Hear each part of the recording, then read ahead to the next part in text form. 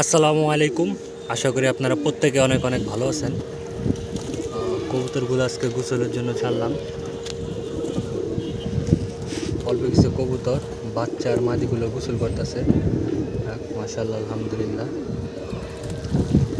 কবুতর এমনি কম, আরও কমাইছি, এমনি সময় দিতে পারি না।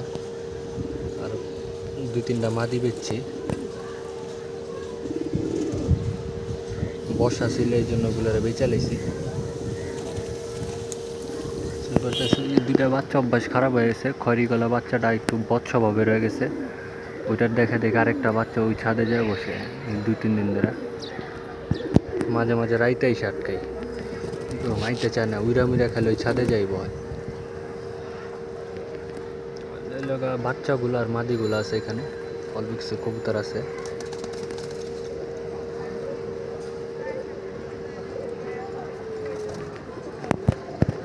নরগুলো বের হওয়ার জন্য পাগলামি করতেছে। মাদিগুলো গোসল টোসল করে আটকা, তারপর নরগুলো ছাড়ুন। ওর আগের থেকেই ফাইজলামি করতেছে বের হওয়ার জন্য। খাঁচা ট্রান্সফার করছি, নরগুলো ওই সাইডে দিছি, আর এই সাইডে একটু বড়, এই সাইডে মাদি আর বাচ্চাগুলো রাখছি। কতগুলো পরে নামছে, উড়তাছিল, একটু ফাঁক ফুক পাইলে ভয় পায়, সেগুলো এখন গোসল করতেছে। বাকিগুলো গোসল করে শরীর টরীর শুকাইতেছে। অনেক গরম, একটু পরপর অল্প একটু করে বৃষ্টি হয়, আবার থাইমা যায়, কিন্তু রোদের প্রেশার অনেক অনেক গরম, ভবসা গরম।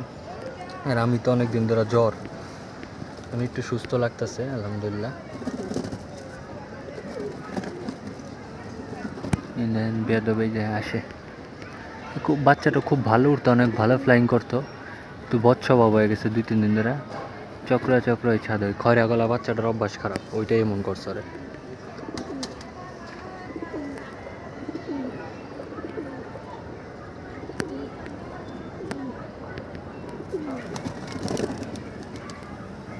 যারা যারা এখনও গোসল করে নাই, তারাই যে এখন পানির প্লেটে নাইমা শরীর টরীর ঝাড়া দেওয়া গোসল টোসল করতেছে। পাশে এলো গ্যারেজ, কবুতর ঠিক মতো একটু শব্দ এলে সবগুলো উড়ালতে ভয় পালায়, ঠিক মতো গোসল টোসল করতে পারে না। নিচা জায়গায়, নিচা পরিবেশ, আশেপাশে অনেক শব্দ, হইচই, পোলাপাইন দৌড়াদৌড়ি করে, বুদ্ধি ধরার জন্য টিন দেয়া বা বই করে।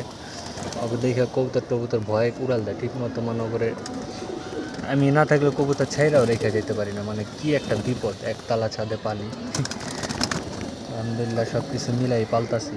দিন দিন অনেক কষ্ট হয়ে গেছে, নিজেরও কাজ কাম সময় দিতে পারি না, তাই আর কি।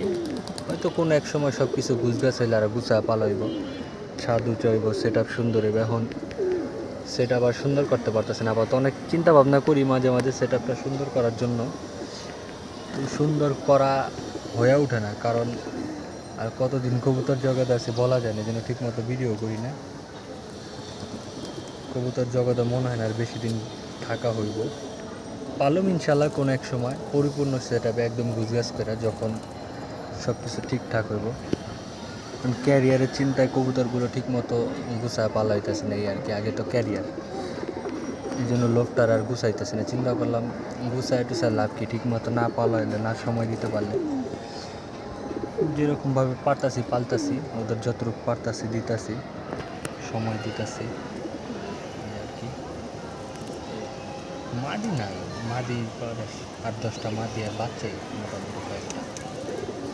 বাচ্চা নিতে পারি না ওইরকমভাবে, বেশ কিছু বাচ্চা দুর্বল হয়েছে, মায়া লাগে। দেখা ভালো কবুতরের বাচ্চা, 2-1টা বাচ্চা দুর্বল হওয়ার পরও রাইখা দিচ্ছি। দর্শক জড়তে জড়তে যদি দেখি পরিপূর্ণ ফিটিং না আসে, দম টম তো কাইটা দিলাম, ক্যালসিয়াম টুকটাক তো দিতেছে, তাহলে অন্য ব্যবস্থা করে, তাহলে আর কিছু করার নেই। দুর্বল কবুতর দিয়ে ভালো একটা ফলাফল আসে না। পরকাটা কবুতর নেই, পরকাটা মাত্র 2টা মাদি আছে এখন, খয়রা গলা মাদিটা আর কোবরা মাদিটা।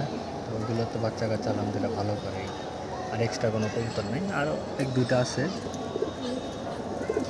ওগুলা দিয়ে দেবো। 4টা বাচ্চা, 2টা বাচ্চা সাকিবের, 2টা বাচ্চা অন্তরের আছে। অন্তর 2টা বেজি বাচ্চা দিছিল, অন্তর কবুতরের বাচ্চাগুলো মাশাআল্লাহ দিন দিন ভালোই পারফর্ম করতেছে। সাকিবের বাচ্চাগুলো আলহামদুলিল্লাহ ভালো। একটা বাচ্চা বাঘা টাইপের হয়েছে আর একটা বাচ্চা সবুজ গলা টাইপের হয়েছে। সাকিবের বাচ্চাগুলো একটু বোল্ডার বোল্ডার হয়েছে, সবুজ গলা বাচ্চাটা বেশি বোল্ডার হয়েছে। বাচ্চাটা উঠলেও বড় কবুতরের মতো লাগে, কিন্তু ভালো ফ্লাইং করে। ছোটোকালে একটু গর্দা গর্দা লাগতো।